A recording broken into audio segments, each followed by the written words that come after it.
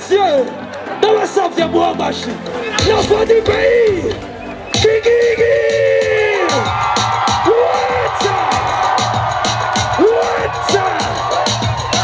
Make some noise! You got the keys to the shit.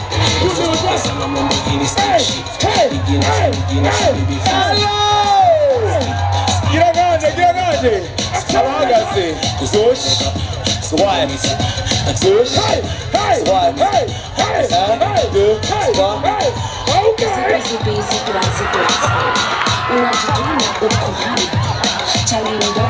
Hello! Thank you. Muraho! Bazenda baramutse cyane muranyoye byatari. Urazi igituma munyoye? L'année passée twarirorereye. L'année passée tazanye abartiste ngo bavuye muri Kenya, ngo muri Tanzania. Hewe, abarundi nimumenyerwa mwikomera amashi. Kenya, Tanzania, dukora ibirori wa amadrone bazana indege n'ubu ndacariha. Uri ibintu bikomeye sana. Baraza Saint-Tropez ngo hari umunuko. Abantu bashaka kubesha bavuga ngo yo nari mfite imanza nyinshi shaka iki. Nane ndabatagetinga ku wa kane. Mwikomera amashi cyane ndaryohewe sana. VIP girati. Wow! Mwe mugume muhoze. VIP girati. Wow!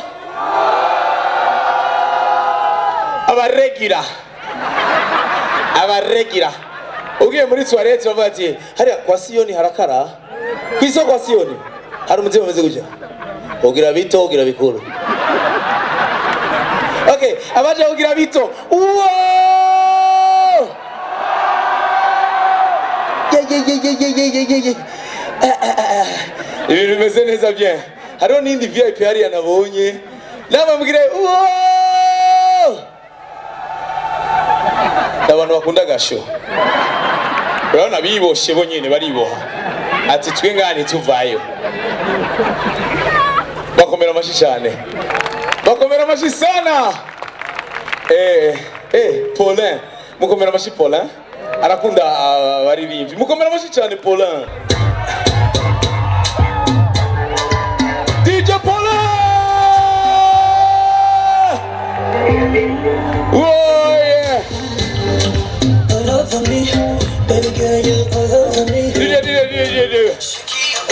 Ndababwiza ukuri mukomera amashi Paulin kugwera. Paulin yarazanye systeme yo kwishyuza amafaranga mukomera amashi n'igikoko. N'igikoko Paulin. Paulin yarazanye systeme. Meshenza ndababwiza ukuri hajya wopfa umuherana umuceri n'ibiharage byo kuri boutique agoherana inzoga. Kuko mu Kirundi bavita kunuranura ubuyoga. Paulin nari namufitiye amafaranga ya Coca-Cola. Ndamutelefona. Hello. Salama grand frère. Nikiginyi.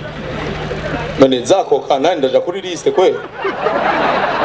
Coca iziye kiginyi. No sinzigura amahera. Leta franga ngirenda gushyira kuri liste. Bantu bimanuruse bus. Yarigeze yakuri ntuze ya mungambo ya PAF. Siga ngasi nandagare shoferi. Siga hanyene zinandagara. Mukomera amashi Paulin ariko ntavyo ari kugira, byari ibintu byanozeya. Paulin akaba ariko arateza imbere umuziki. Nta mafaranga ya mahe ariko araza kuyama. Reka ndamugeze ngaho mukomera amashi byaheze.